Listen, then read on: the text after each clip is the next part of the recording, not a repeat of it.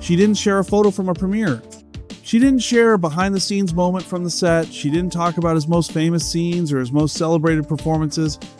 Emma Caulfield shared a day on the London Underground, a record store, a dinner, laughing until their sides hurt. A perfect day. Her words. A perfect day. And that, out of 27 years of friendship with one of the warmest people she ever knew, is what she chose to share when Anthony Head died. Not the actor, the friend. That choice tells you everything about what this loss actually means to the people who are carrying it. Anthony Head died on the 5th of June 2026. He was 72 years old. Complications from pneumonia, peaceful, surrounded by family. The tributes from the Buffy the Vampire Slayer cast have been arriving steadily since the news broke. Sarah Michelle Gellar, Allison Hannigan, James Marsters, David Boreanaz, Charisma Carpenter, Eliza Dushku, each one specific, each one personal, each one reflecting a relationship that was real, built over years of work and proximity, and the specific intimacy of making something together that millions of people ended up caring about. Emma Caulfield played Anya Jenkins, the former vengeance demon turned reluctant human, a character whose arc from comic relief to genuine emotional depth became one of the show's most beloved. She and Anthony Head worked together for years. She knew him for 27. And when she sat down to write about him, the memory she reached for was not from a set. It was from a Tuesday in London in 2011 when two friends rode the tube and found a record store and laughed until they couldn't breathe. In 2011, Emma Caulfield traveled to London. Anthony Head was filming The Iron Lady, the Meryl Streep film about Margaret Thatcher. He was working, she came to visit, and what they did with that time was not glamorous. They rode the London Underground, they found a record store and spent time in it, the way people who love music spend time in record stores, without urgency, without agenda, just looking and listening and talking.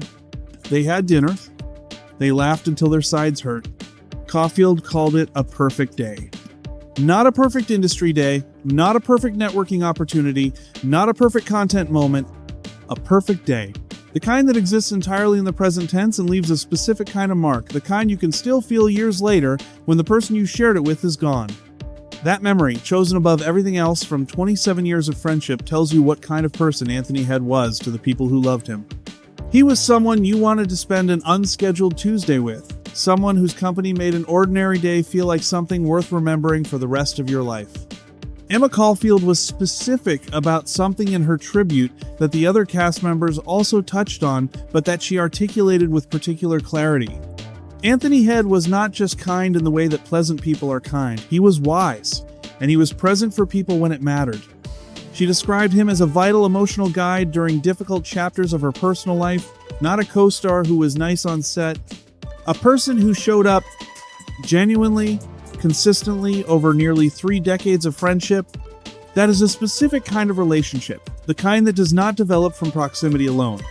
The kind that requires someone to choose repeatedly over years through the changes and complications of two people's separate lives to remain present. Anthony Head made that choice for Emma Caulfield. And by the account of virtually everyone who knew him, for a remarkable number of other people too. James Marsters called him the best actor in the cast and unflaggingly kind. Charisma Carpenter highlighted his role as an off-screen father figure. Brett Goldstein, who worked with him on Ted Lasso in a completely different context, years later echoed the same themes. The consistency of that portrait across different casts, different shows, different decades is itself a kind of testimony. This was not a performance of warmth, it was a character. Emma Caulfield's tribute carries a weight that goes beyond the loss of Anthony Head alone, because the Buffy community has been grieving in waves. Michelle Trachtenberg, who played Dawn Summers, Buffy's younger sister, died in 2025. Nicholas Brendan, who played Xander Harris, and who was on screen Emma Caulfield's character's romantic partner, died earlier in 2026. And now, Anthony Head, 3 members of a cast that became a family. Gone in a span of months and years that has left the people who remain holding grief that accumulates without fully resolving. For Emma Caulfield specifically, the loss of Nicholas Brendan and Anthony Head in the same year is the loss of 2 people who were woven into the most significant professional chapter of her life, Xander and Giles. Her on-screen love and her on-screen mentor, 2 of the relationships that defined Anya Jenkins as a character. gone. The Buffy fandom grieves publicly and vocally. It always has, because the show asked its audience to invest emotionally and the audience responded.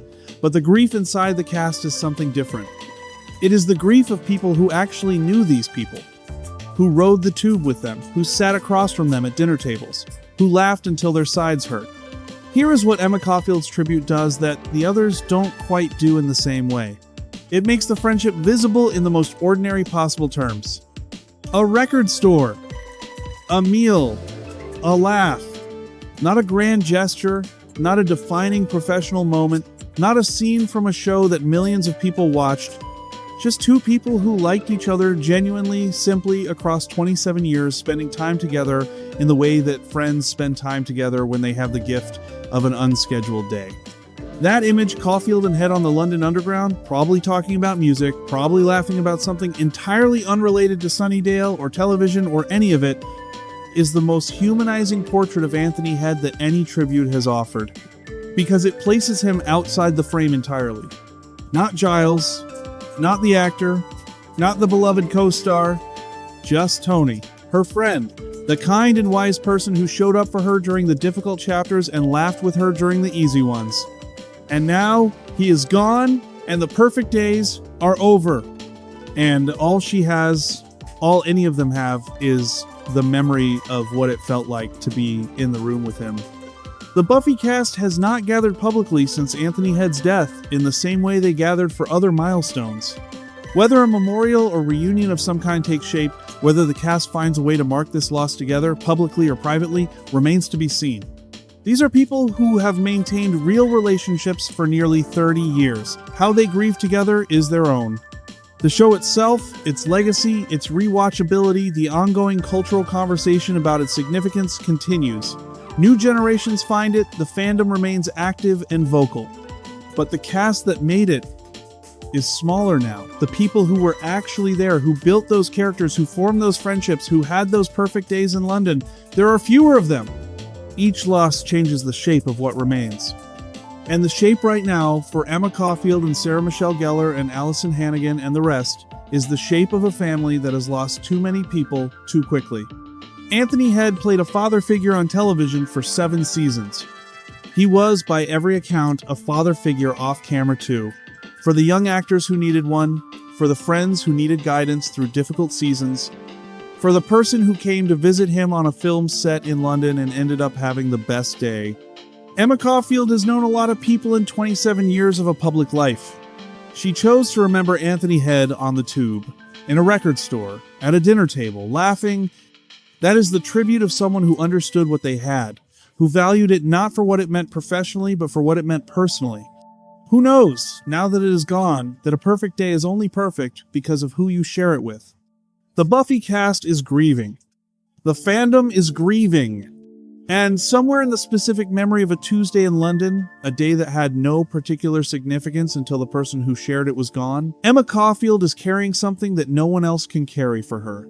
The knowledge of what it felt like to laugh until her sides hurt with one of the kindest people she ever knew. Rest well, Tony. You gave a lot of people their perfect days. Let me know what you think.